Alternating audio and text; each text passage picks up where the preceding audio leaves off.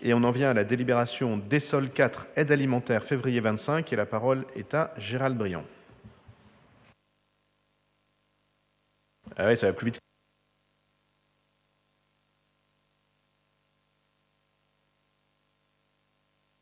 Mets ton micro.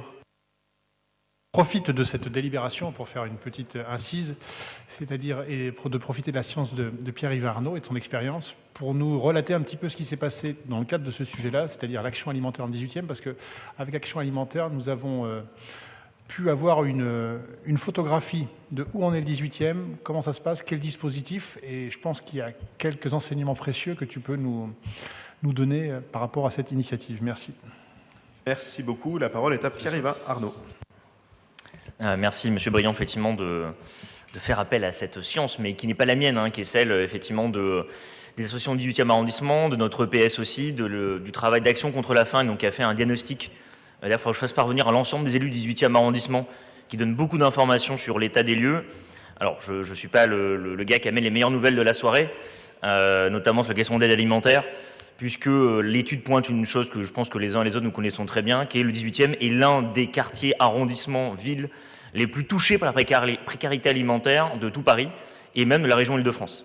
Donc on est vraiment au cœur maintenant du maelstrom de la difficulté alimentaire. Un indice, quand un citoyen du 18e arrondissement vient voir l'EPS, Espace Parisien des Solidarités, et qui demande de l'aide, ce qu'on appelle les aides exceptionnelles, c'est-à-dire un financement pour une aide d'urgence, 80% de ces demandes, c'est pour l'aide alimentaire. Donc les gens réellement vont chercher de l'argent pour se nourrir, et se nourrir dans la journée, dans la semaine. Vous montrez à quel point la précarité alimentaire est devenue et une priorité de plus en plus forte.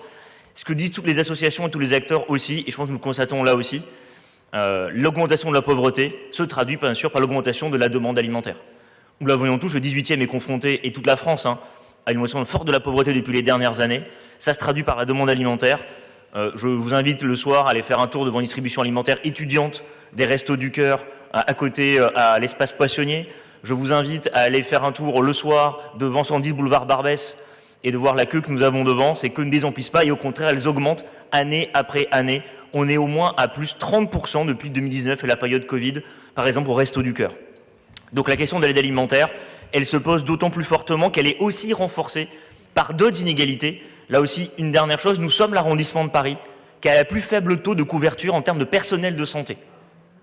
35 médecins pour 1000 habitants dans le 18e arrondissement, on est un des plus faibles taux de couverture dans tout Paris. Et donc ça appelle aussi effectivement à renforcer nos soutiens. On agit. Je prends l'exemple juste après, il y a Sawa par exemple, qui est une épicerie sociale et solidaire. Vous avez aussi par exemple le ciné qu'on va bientôt ouvrir pour faire créer un pôle alimentaire. Nous avons bien sûr les cuisines partagées qu'on a ouvert, VRAC à Cher-l'Ermite. Mais ce que disent toutes ces associations, toutes ces structures avec Action contre la faim ce jour-là, c'est que c'est bien, c'est de l'urgence. Et ça répond en partie à l'urgence, mais pour beaucoup de nos concitoyens, la faim, c'est tous les jours. C'est-à-dire que c'est pas juste une fois de temps en temps. Et donc, ils nous appellent, et c'est la suite un peu du travail qu'on va mener dans le 18e arrondissement, à dépasser l'urgence pour créer des dispositifs pérennes d'accès à la nourriture. Le droit à l'alimentation, le droit à manger tous les jours à sa faim, on en est là, nous sommes au XXIe siècle à Paris. C'est encore un de nos enjeux politiques importants.